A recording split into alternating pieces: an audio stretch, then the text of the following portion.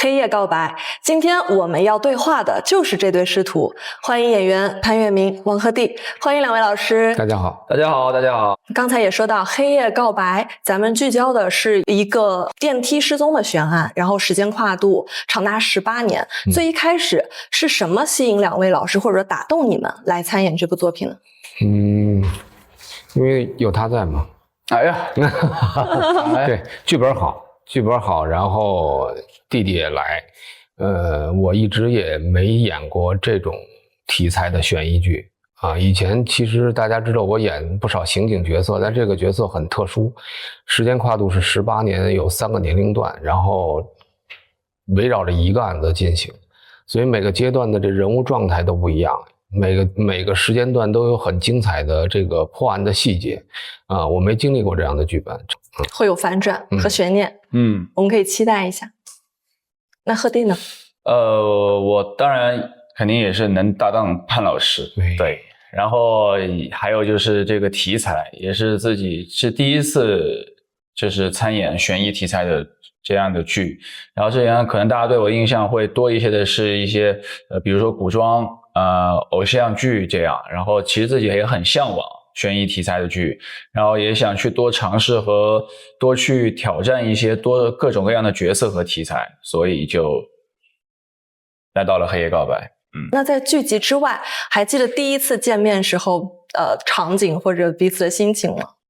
赶着冒进组的，又加上那边有点海拔2000多，然后就感冒好的有点慢，头疼。对，我印象里面当时潘老师就是那个有点感冒加高反，然后整个人在现场的状态，唯独的状态淡淡的。但是后来了解他，后来了解其实看到这潘老师生活中也是一个淡淡的人，就是说话然后都很淡定的那种。然后当时是因为生病，就也没反正我是没敢太闹腾。一开始在现场没敢太闹腾或活泼，就想着这潘老师就是这个难受着呢，就这样，然后也有一搭没一搭的，就是闲聊一下这种，然后慢慢的才就是说，就是释放了自我。对。那在合作的过程中，彼此磨合出了怎样的关系？你平时怎么称呼潘老师呢？潘大，大哥嘛，把哥字给省了。更亲近一些。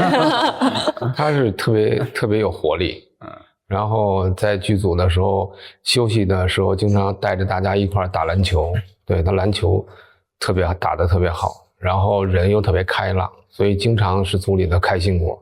对，因为我们这个戏吧，其实大家合作的特别好，关系特别好，但是我们演的这个戏相对来说还是比较有年代的那种沉重的东西在的。对，毕竟是有这个案情在里面。对，所以平时这个活跃气氛，弟弟还是这个特别这个活泼的。对，刚才说到打篮球，我知道潘老师也上场过，是吗？我上。是怎么一个爱看足球的人会参与打篮球？我不行，我水平不行，但是就是看他们打，就也跟着一块起哄。对，他们是打篮球，我叫扔球。没投进几个啊？对，有进球，就氛围那个氛围就很难，就是不想加入一下子。对，你想演完那么沉重的戏，突然活动筋骨啊，互相逗闷子，其实还是挺开心，挺开解。你是一种释放。那也是第一次和潘老师合作，鹤棣有学到或者收获什么吗？从潘老师身上收获什么？其实我觉得我跟潘老师，其实他不是那种说教类型的长辈，他是和我感觉更像朋友，更像就是家人一样。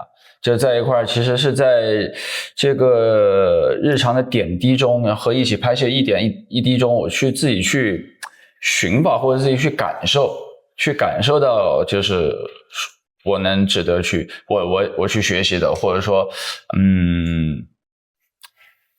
给到小小的我一点大大的震撼的一些东西。对，说的是。那有没有就是印象非常深刻的一场戏，或者说就是像你们说的，在有一些即兴或者互相激发的一些火花和闪光点？对，反正我就是挺感谢这个剧本的，因为它人物的细节对情感的这个方向，其实定的基调都很好，所以我只要一想到他，或者说一跟他有这种实与不实的这种对手戏的时候，我这个情感就非常饱满。这个就是因为实实在在的弟弟这个形象，这个造型，他给予这个人物的这个真实的东西，这个是一定是要对才能碰得到的。对，这不是潘老师第一次饰演警察类型的角色，那如何在表演中区别于您以往饰演的这种刑警？怎么避免这种同质化，或者说有没有一些新的突破呢？这次贺元航不用避免，你一看剧本就知道他没法是跟以前一样的东西，因为演员其实还是有这方面的敏感的，就是大家其实对没演过的东西，其实马上就能够感受得出来。因为一个剧本的成色，你在读它几集的时候，它的整个的环境、细节，然后逻辑，包括这个编剧的措辞，其实就已经让你能够感受得出来。因为你演过的戏，你肯定是在脑海里、在心里面根深蒂固的嘛。那有些他的这个人物的走向、命运的这个轨迹，你完全就觉得很陌生，而且你会产生很多新的想法，那这就是一个很新鲜的一个萌芽。那么你就很有兴趣在这个萌芽上，然后去发挥自己的一些想象。然后导演演员又搭得特别好的时候，他对你来说就是一个非常新鲜的一个旅程。贺弟是第一次来尝试悬疑题材的影视作品，对你来说是一次突破自己舒适区的一次尝试吗？我觉得不算啊，我觉得因为我没有把自己固定的框架在一个所谓的舒适圈，因为我也不知道我自己的舒适圈在哪。对，我只是比较向往和想就内心有那种强烈的就是这种想去演多元化的角色和作品的想法，找各种各样的生活中的参考，然后以及我觉得像他和我以往的作品的拍摄的不同是，他可能更就是需要更简单或更真实的这种人物的状态去交流，去产生交流产生情感。这一点就是我觉得是把自己给抛开，给到完全的相信导演，相信我的搭档，这样去把自己很沉浸式的在黑夜告白的这个世界里面，这个平行宇宙里面去用小冉的视角去体验这趟旅程。那你觉得最大的挑战在哪？有事先做哪些功课和准备吗？包括我觉得冉方旭自己的人物性格和我本人其实差也蛮大的，因为我觉得或多或少就是演员在饰演一个角色，他都有就是演员本身的特质在里面，但我觉得冉方旭吧可能会相对来说少一些，他会就少掉一些，比如说一些我外化的一些武器吧，就比如说大家的印象里面我会很活泼、很跳跃、很撒花的这种，但往往冉方旭是一个灵珠，他是一个灵珠来的，他就没有像王鹤棣一样那么活跃的东西，所以他其实会减少一些表演上的痕迹，表演上的这个叫什么方法吧，或者表演上的一些武器，他就其实就对我来说，又犯难了，就是怎么就是能让大家看到这个是又既真实，但是又没有就是不是这个刻意的去在饰演一个就是说文静的，或者说一个就是小白纸一样的刚出社会的这个大学生，这是确实是表演上犯难的一些地方。那是怎么克服的？我觉得是大家就是导演、希姐、潘老师，大家日常的这个工作中的一些磨合，包括在戏外的时候，微信上或我们生活中吃饭的时候，都会去聊角色和聊这个方式方法，以及我觉得还更多的是沉浸在这个世界里面，让自己一点一点走进冉方旭的这个世界。潘老师年轻的时候，其实我们看到有很多角色，在我们现在看来是所谓的偶像派。那到近年来，其实更多的可能去挖人性的一些悬疑题材的作品，这样的转变或者说所谓戏路的调整，您是怎么看的？是怎么发生的？不转变不行啊，他们成长这么快，全都是形象那么好。对，但是这也是开个玩笑，因为人是这个慢慢年纪大了，而且你肯定也是希望，就像弟弟似的，他也希望什么角色都会去有尝试。对，我也一样，我也希望尝试不同的这个人物。你根据自己的形象，根据自己的这个阅历，然后去找自己能够适配或者说自己感兴趣的角色去创作，这个是一个非常正常的一个发展思路。对，然后从中找到这个工作的这个信心，然后多积累经验，然后才能出更多好的作品。我们也了解到啊，您从小是在公安大院长大的，然后您父亲也是公安系统出身，这样的成长经历对于您饰演警察这一类型的角色有什么不一样的帮助，或者您有什么不同的理解吗？其实就是个环境啊，环境其实挺重要的啊，让我知道这个公安干警其实平时上班什么样，生活里什么样。对，这个对我来说，反正可能演这一类角色也是一个先天的一个帮助吧。对，但是毕竟年代不一样，所以不同时代不同的这个干警，他的这个处理案情这个方式也不一样。对，现在这个剧本其实悬疑题材写的也好多设定也挺绝的，对，所以只是一个生活的氛围给我提供了这样一个在公安大院长大的这样一个环境，但实际上其实每个剧本还要根据人物的不同来去做设定。我们看到啊，就是一对师徒老江湖和所谓的新的学院派，其实这样的角色设定在一些刑侦剧或者是一些悬疑题材的作品，这样的角色设定看到的不少。那这一部《黑夜告白》，两位老师是怎么赋予这样的角色设定的套路一些不一样的生命力呢？我觉得我们这种设定不只是在查案上的化学反应，就是我《黑夜告白》的这个故事里面，其实还有很多两人生活上的开人性描述，两人情感上的这些东西。就比如有那种很烟火气的上班的时候，他给我带了一碗米线，就这种很生活的，很像这就是现实生活中会发生的事情。同事之间帮你带个早饭，两人边吃边聊一下，就是彼此啊互相了解一下，就这种。他虽然不能说偏离主线吧，但是他就是在这个主线上会有一些这种生活的小插曲，温情。对的，温情会让两个人的情感浓度更高吧，我觉得是。我们刚才也说到好几次关于剧本，关于叙事。那现代悬疑题材的作品，你们觉得好作品的关键在哪？我是觉得得很快能把人带入，然后会让你跟着他走。对，就是这样，能占据你的这个大脑。其实里边到底什么样的人物生旦净末怎么搭配，那都是编剧导演随意的，但主要就是故事内容一定高级。潘老师之前饰演的悬疑题材的作品受到很多网友们的好评，那这次带来《黑夜告白》也有不少网友非常的关注，您怎么样看待网友们的期待呢？谢谢大家对我的认可我确实也是演破案的戏有不少其实对我来说就是演同类题材是会有压力的，但是我因为也随着这个年纪越来越大，我肯定选剧本也是会很慎重，我希望能够演不一样的破案题材。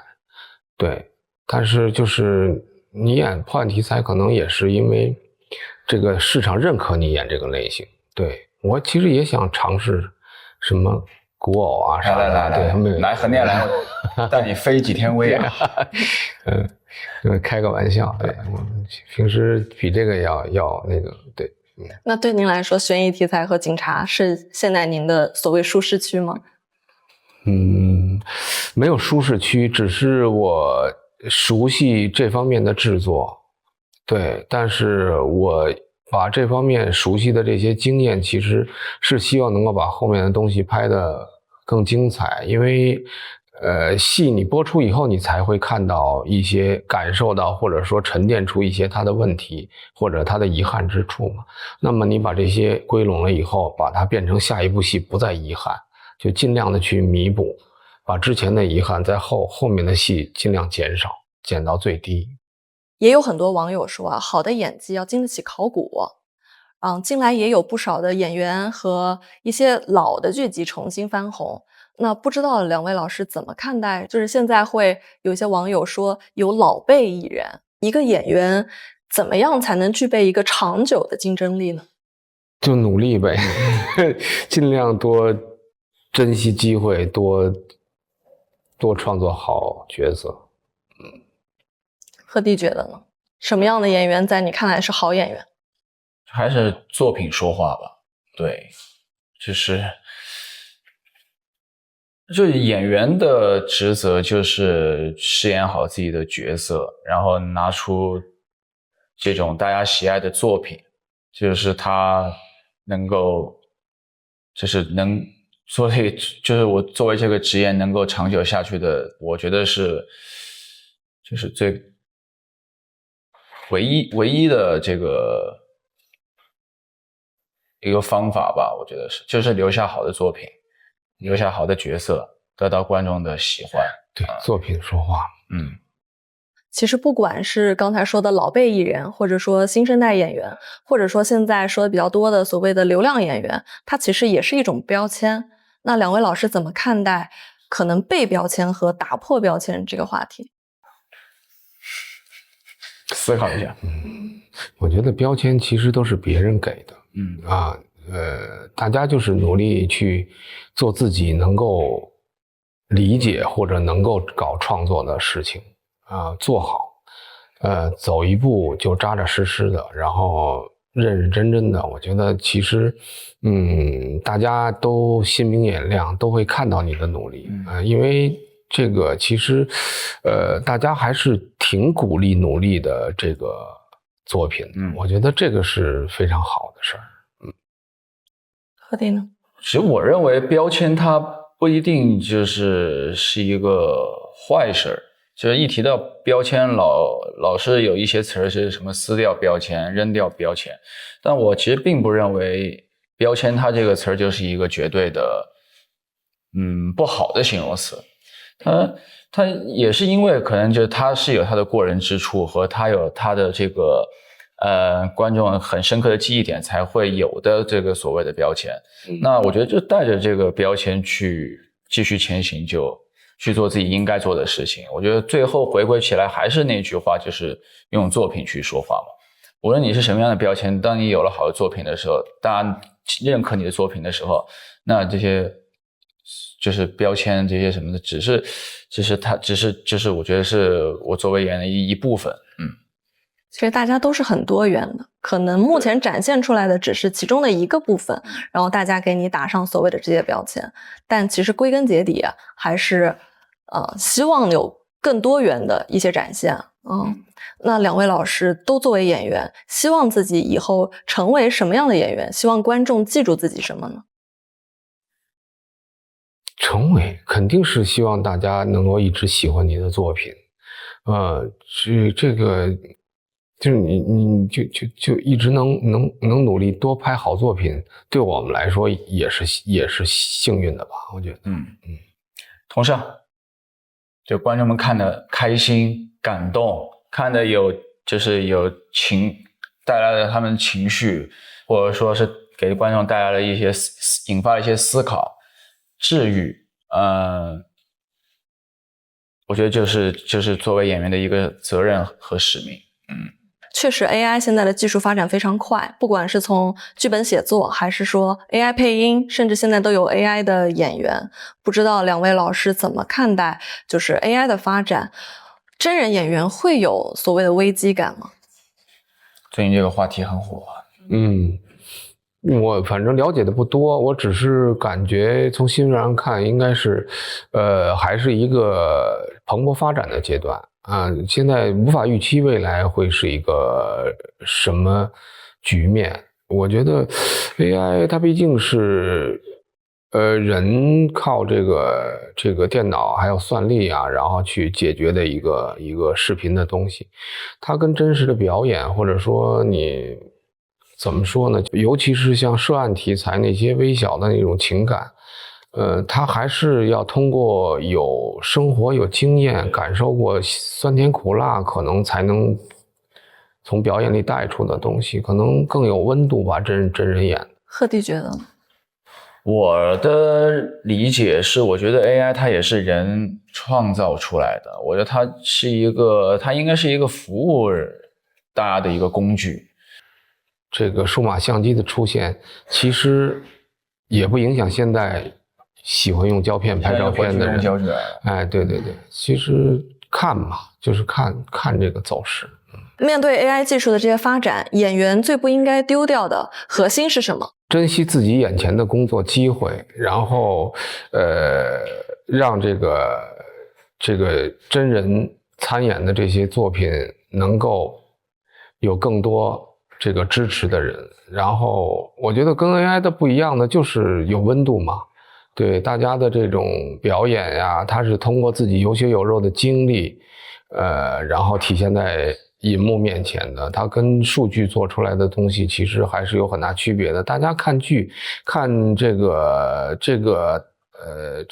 破案的呀、打打杀杀呀、家长里短、鸡毛蒜皮，其实这些东西，它是要对表演有很大的这个考验的，还是需要这个鲜活的形象。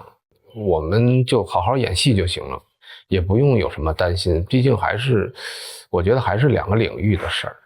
其实 AI 它就像您说的，它是通过算法来经验主义的呈现一些东西，但其实有的时候人因为有自己的一些经历和自己的一些感受，他可能给出来的反而不是这么标准化的答案。不断有新鲜的这个艺术形式出现，这个是大趋势啊，谈不上什么警惕或者拥抱。我觉得顺其自然，然后自己站好自己的岗，然后把好剧本把它演活。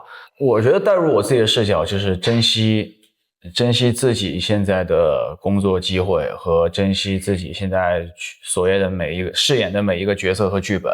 对，像潘老师说的一样，它是一个多元化的发展，就做好自己的分内的工作。好，那我们接下来来一组比较轻松的快问快答。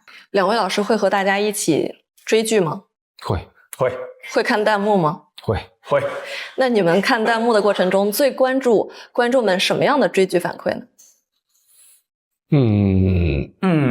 我是反正这个戏播的好的话，肯定心里面就偷着乐嘛。对，贺迪，我觉得弹幕其实是有时候会给这个正片增添色彩，有很多就是有才华的网友们的弹幕会非常的有意思。